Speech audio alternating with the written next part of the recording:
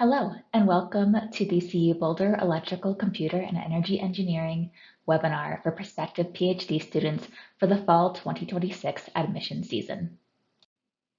My name is Lori Meehan, and I am the Graduate Program Advisor for the PhD program in the Electrical, Computer, and Energy Engineering Department. These slides, as you will see as we go through them, do have embedded links inside of them, and you will be able to download the PDF of the slides so that you can go through all of the links and all of the information throughout this presentation on your own time. CU Boulder is located in the city of Boulder, Colorado, which is consistently voted one of the top college towns in America and one of the best places to live in the USA. 81% of College of Engineering graduate students live in the city of Boulder itself. 22% of that 81% live in family and graduate housing. A fair amount of students, that remaining 19%, live in towns adjacent to Boulder that are on the bus line directly to Boulder that make it an easy commute for themselves.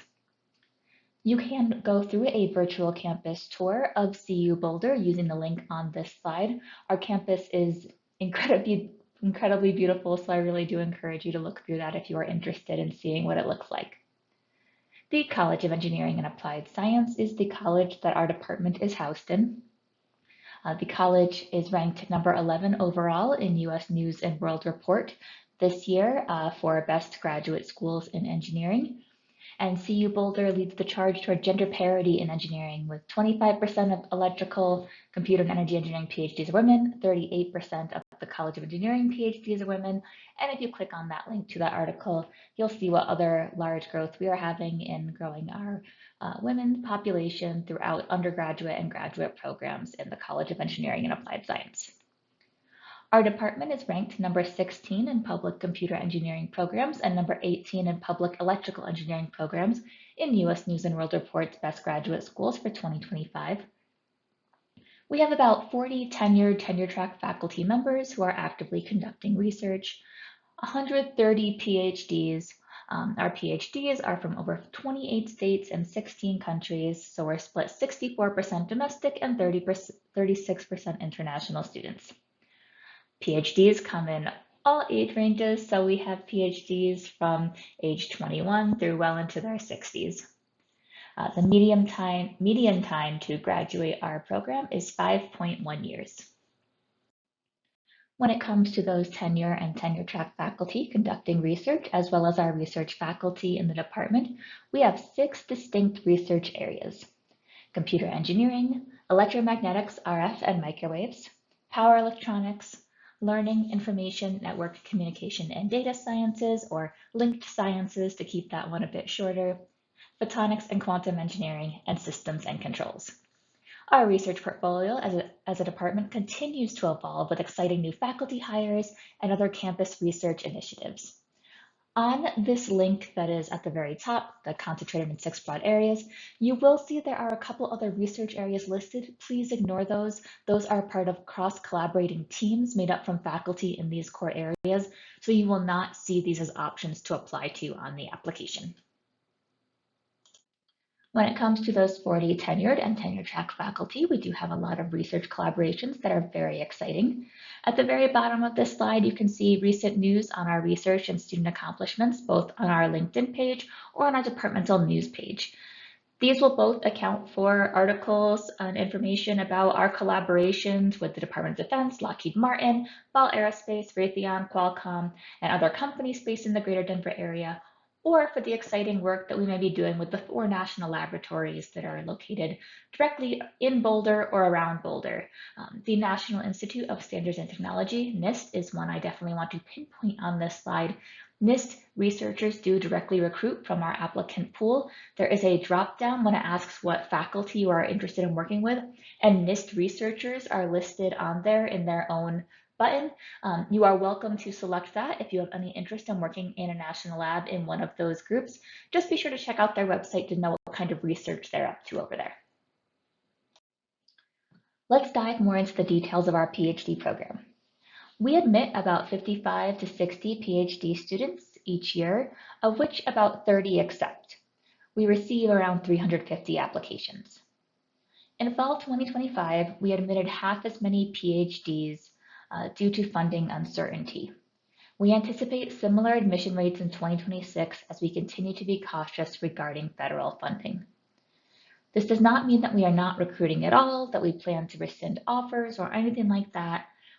It just makes it really hard right now to predict which of our faculty will actively be recruiting because so many of them are unsure about which of their funds will be fully funded, if they'll be granted new funds, etc. Our minimum threshold to apply is a 3.0 GPA or higher on the 4.0 scale from a STEM-focused Bachelor of Science program. We have PhDs who enter with physics bachelor's degrees, with other engineering bachelor's degrees, a wide range of previous experiences. We do not require any specific undergraduate courses be taken in order to start coursework in our graduate programs.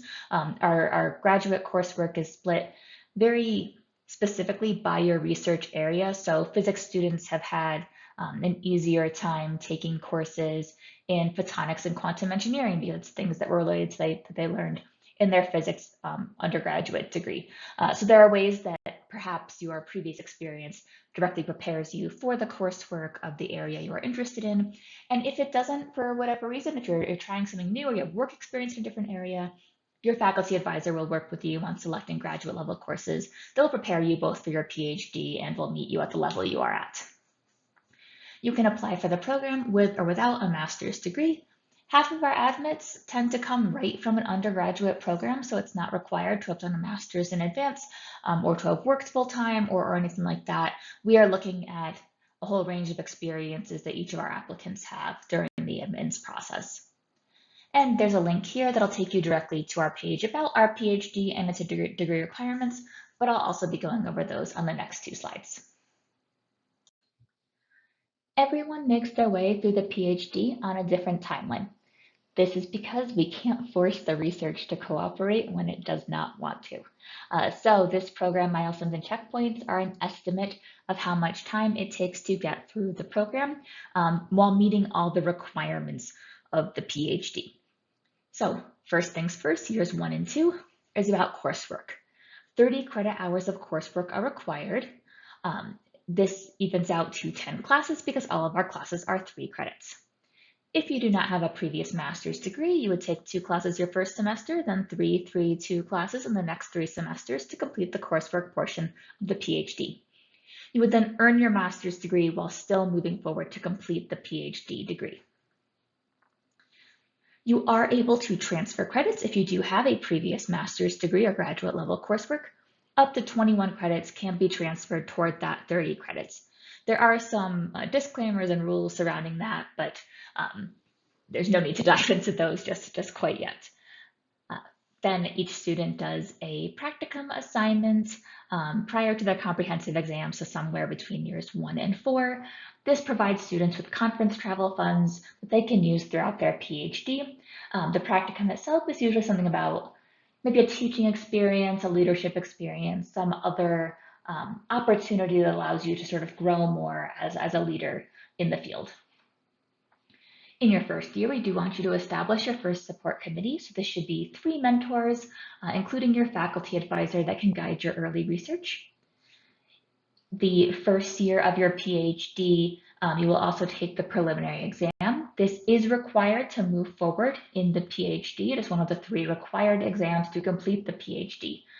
So there are 2 attempts for each student. It is only offered once per year. And again, it is required to move forward in the PhD. So if you do not pass on the first 2 attempts, then you are moved into the master's program and removed from the PhD program.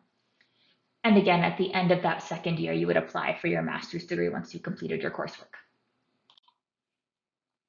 From here, years 3 to 6, again, this is an estimate, you start taking thesis hours. Thesis hours are basically just showing that you are focused on your research, writing your dissertation, and conducting everything you need to get that done. You need 30 credits, but this is more of a numbers game, and how you reach 30 is based upon how your research is cooperating, what your timeline is to graduation, what your advisor wants you to be doing, etc. So that's why we really see PhD students diverging from their peers at this point in how long their PhD timeline is. Once you have a fairly good advancement toward the completion of the PhD, you take your comprehensive exam with your 5 committee members. There's just more on the slide about how the paperwork and all the forms work for all of that. At some point after your comprehensive exam, usually a semester to a year and a half from that point, you defend your thesis and you graduate. One important and specialized part of our PhD program are the semesterly reviews, which I want to highlight on the right side of this slide.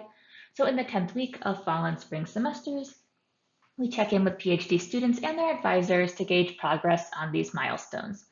This way, every semester you have a notification on your progress. During this check-in, we collect information on your accomplishments, publications, and presentations so we can celebrate you, and we also ask you for any concerns in your advising relationship or concerns about the PhD. This way we can make sure that you're on track, that your concerns are met in a timely manner, and that you always feel informed, in control, and confident when it comes to your progress in the PhD. Advisors are, I think, easily the most important part of the PhD program. And if you ask me, the most important part of your application is identifying an advisor and who you want to work with. So when you apply, you will select a research area that we went through about 6 or 7 slides ago in your application. This will indicate which faculty will review your application.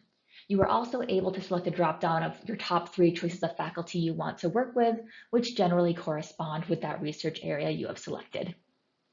You do not need to secure an advisor or funding in advance of applying. You just need to apply. All faculty in the noted research area will then review your application and determine if your interests align with their work or have potential for a complementary advising relationship. If there is someone you specifically want to work with, you should definitely indicate that in your statement of purpose and explain why. In our department, we don't use teaching assistantships. Students come in and immediately begin researching. So from day one, you are working in your advisor's lab, working on their projects, working on your thesis, all of that. Because of this, our admissions process is a lot more specific and streamlined. So admissions are restricted solely to faculty having available research funds and space for students they wish to admit to their group. We do not allow faculty to admit students unless they have those available research funds. This policy is to protect admitted and current students and making sure nothing affects their funding.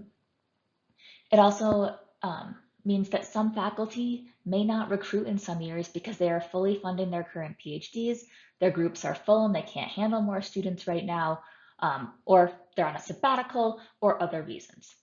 If you wish to come to CU to only work with one specific person, email them directly to see if they're recruiting before spending money on an application. Because if they aren't recruiting and they're the only person you want to work with, then you will get denied from the PhD, even if your application is absolutely fantastic. So please keep that in mind when applying. For funding, all PhD applicants are automatically considered for funding when you apply. You do not need to submit any additional information or secure funding in advance of applying. Our PhD students are funded on what's called a 50% graduate research appointment, which means you work 20 hours per week in the lab. This is considered full-time for a student. It's the maximum appointment you can get at the university. We rarely use teaching assistant appointments. You will only ever see those if there might be a lapse of funding or some other issue with the research appointment that would lead to a teaching assistantship. Research appointments pay $3,352.98 per month pre-taxes, August 15th through May 15th. This also includes the coverage of student fees, 10 credits of tuition remission for the fall and spring semesters, and 91% of health insurance costs if you opt in for health insurance coverage. For our class options, you can visit classes.colorado.edu and search ECEN to view what courses we offer. Please note that graduate courses are all labeled 5,000 and higher. If you join the program with a previous master's degree, without a previous master's degree, it will take 2 years, 4 semesters to complete the coursework. Students generally take 2 classes their first semester, then 3-3-2 to finish those 10 courses in 4 semesters. Students with a master's degree can transfer in up to 21 credits from previous coursework and then take 9 credits on campus. There are no specifically required courses for all PhD students, though each research area may recommend students take specific coursework for base knowledge in their area of interest. This slide is just a bit about the climate of the College of Engineering and Applied Science and our student groups. So in 2023, the university conducts a nationwide survey. It's called the Graduate Student Experience Survey in the Research University. We were just proud to note that PhD students have noticed their satisfaction in the ways listed on this slide. I also wanted to point out the student groups that we have within the department, which include the CU Energy Club, the Electrical Engineering Graduate Student Association, or EGSA, the Optical Society of America, and Women in ECEE, or WECE. The application process has a lot of important information on this slide. So first and foremost, let's just note those deadlines. The deadline for fall admissions annually is December 10th for international applicants and December 15th for domestic applicants. The difference in the days is because it takes longer to process the international applications because of the transcripts, the way they come in. Our admission staff will provide the third-party evaluation, so international applicants do not need to pay WES or some third party to translate their transcripts, but because our admissions team does it themselves, it takes them longer to process the application because of it. So international applicants, please be sure to hit that earlier deadline so that we receive your application and its materials on time. We do not review any applications until after the December 15th deadline. So you should still submit, I'd say about 2 weeks before the deadline to make sure your application processes as quickly as possible. But just know that we are not going to have some sort of early admissions, or you will not be notified before all applications have been reviewed before you start hearing from us. Applicants will be notified of the decision of their admission status in late February through April 15th. For the actual application process, you have to complete our online application and pay the application fee. The fee is $60 for domestic applicants and $80 for international applicants. That difference in cost is for that transcript evaluation, which I talked about a few minutes ago. The college offers application fee waivers as listed in that slide, that link in this slide. Now, this includes fee waivers for qualified US citizens and permanent residents until November 15th. If you are an international applicant who is not from one of the countries on this list below, you are required to submit English proficiency scores, and the details for those are on that link. You need 3 letters of recommendation. Please do not submit more than 3 letters. It actually stops your application from moving forward because the system thinks it has to wait. And so it actually negatively impacts you if you do that. So please do not do that. We need unofficial copies of all your transcripts. Again, we take care of the foreign transcript evaluation. You only submit the official transcripts if you are accepted and choose to attend. You also submit a statement of purpose between 500 to 750 words, double-spaced. You should note which of our faculty you want to work with and why. Tell us about the research you're passionate about and what you hope to accomplish. Please take care in this statement and make sure you are referencing CU Boulder and not another school, or keeping it so generic, this could have been applied to any school. Again, like what's most important in a PhD application is that we do the research you want.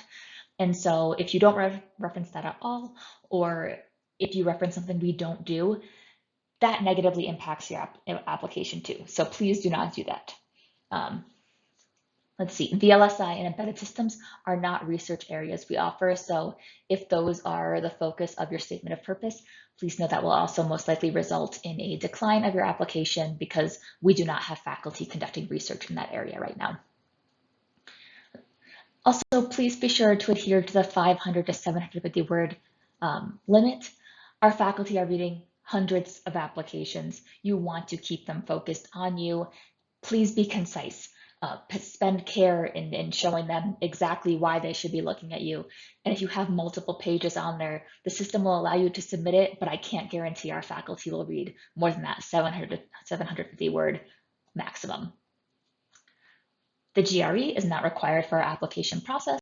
Submitting these scores does not have any added benefit as these scores are not part of the review process.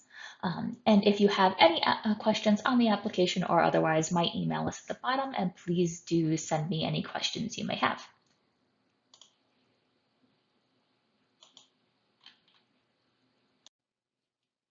And finally, here's our last slide of the presentation, our most commonly asked questions. Some of these were in previous slides, but they do get asked a lot, so I just want to go over them one more time. No, you do not need to secure an advisor before applying. All faculty in your area of interest will review your application for admittance to their group. If you email our faculty that you're interested in working in their labs and they haven't responded to you, please don't be worried. Our faculty are very busy. They're not always able to reply to emails of all interested applicants. They mean no offense with this. They are just really busy and unable to respond. You do not need to secure funding before applying, and you do not need to submit a separate application for funding. The most commonly made application mistake is not researching an advising match with our faculty. At the level of PhD, research is so specific that only a few people globally may work on that project. So please be sure we are actively researching what you are passionate about before applying. And finally, is there a fee waiver for international students? Unfortunately, no, there is no fee waiver for international students this application cycle. Again, if you have more questions, my email is here at the bottom of the slide, and I look forward to hearing from you.